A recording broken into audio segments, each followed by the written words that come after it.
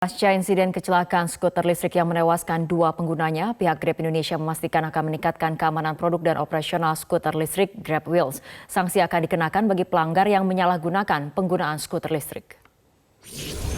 Tadi mengubah beberapa syarat dan ketentuannya benar-benar yang itu tidak boleh lebih dari satu orang tua tidak boleh memberikan kepada anak kecil melawan arus. Dan kita ingin ini ada nanti peran untuk monitoring melalui teknologi maupun melalui sosial media yang akan kita upayakan untuk bisa di roll out secepatnya.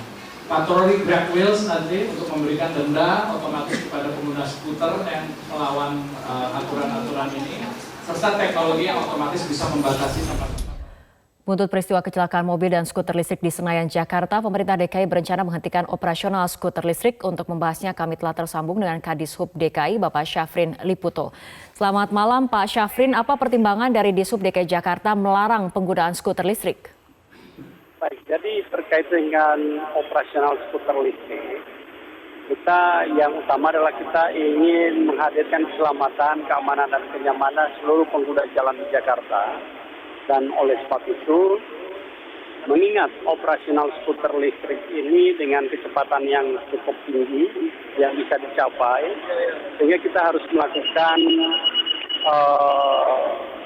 pemisahan operasionalnya dengan pejalan kaki.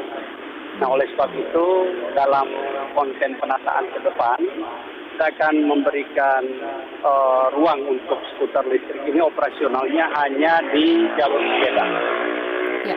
Pak Syafrin, apabila kita lihat di negara-negara lain seperti di negara tetangga Singapura ini sudah mengeluarkan regulasi yang jelas mengenai penggunaan skuter listrik, bagaimana dengan di DKI Jakarta? Ya, kami saat ini sedang menyusun regulasi dan kita harapkan dalam minggu ini akan kami finalisasi. Sebenarnya begitu ada operasional skuter listrik pada akhir Oktober kemarin, kami juga sudah siapkan regulasinya, tetapi kita harus melakukan kajian secara teknis dan operasionalnya, dan sekarang sudah dalam bentuk draft yang kami akan finalisasi. Kemudian setelah itu kita harapkan pada akhir bulan ini atau paling lambat bulan depan segera ditandatangani oleh Pak Gubernur. Pelarangan operasional dari skuter listrik ini artinya sementara sampai kemudian muncul ataupun diterbitkannya regulasi yang telah jelas, atau seperti apa, Pak? Saat ini sudah kami sampaikan kepada operator skuter listrik ini bahwa mereka boleh beroperasi pada kawasan tertentu yang tentunya sudah mendapatkan izin dari pengelola kawasan, contohnya di Gelora Bung Karno. Tapi begitu yang bersangkutan keluar dari kawasan dan menggunakan jalan raya, tentu yang bersangkutan akan kita larang berada di trotoar. Kemudian juga begitu masuk ke daerah fasilitas penyeberangan, apakah itu zebra cross ataupun di jembatan penyeberangan orang, maka yang bersangkutan wajib menuntun skuter listriknya dan tidak dikendarai, sehingga aspek keselamatan pejalan kaki di ruang yang ada itu bisa kita jamin keberadaannya. Baik, Pak Syafrin, kita akan lanjutkan perbincangan mengenai area mana saja yang diperbolehkan menggunakan skuter listrik dan area mana saja yang kemudian dilarang menggunakan skuter listrik. Tapi kita ikuti jeda berikut terlebih dahulu. Kita lanjutkan kembali perbincangan masih bersama dengan Kadishub DKI Jakarta, Bapak Syafrin Liputo. Pak Syafrin, artinya kawasan mana saja yang saat ini diperbolehkan untuk menggunakan skuter listrik dan mana yang kemudian dilarang?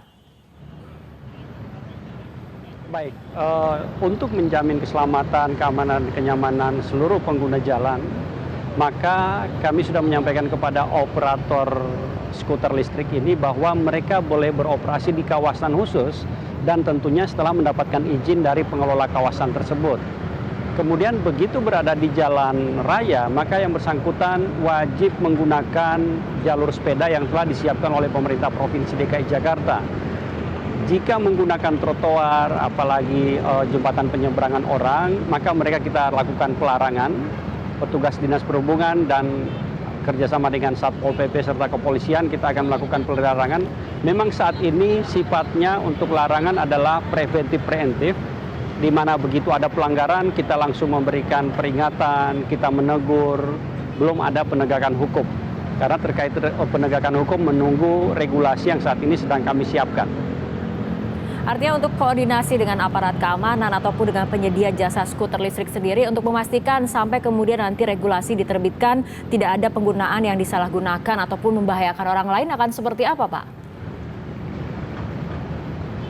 Memang untuk koordinasi kami sudah lakukan, apakah itu dengan rekan-rekan kepolisian, kemudian untuk pengelola dalam konteks ini operator skuter listrik, pada hari Senin kemarin kami sudah berdiskusi dan mendapatkan masukan terkait dengan regulasi ke depan apa yang dilakukan, dan kami sepaham dan sepakat bahwa memang yang kita kedepankan adalah aspek keselamatan, keamanan dan kenyamanan pengguna ruang lalu lintas yang ada.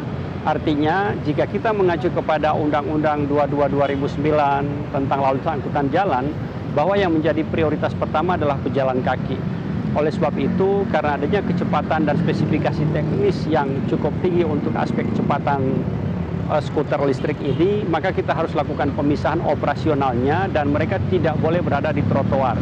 Karena begitu berada di trotoar tentu membahayakan pejalan kaki dan mengancam aspek keselamatan mereka. Dan untuk itu kami arahkan untuk operasionalnya ke jalur sepeda.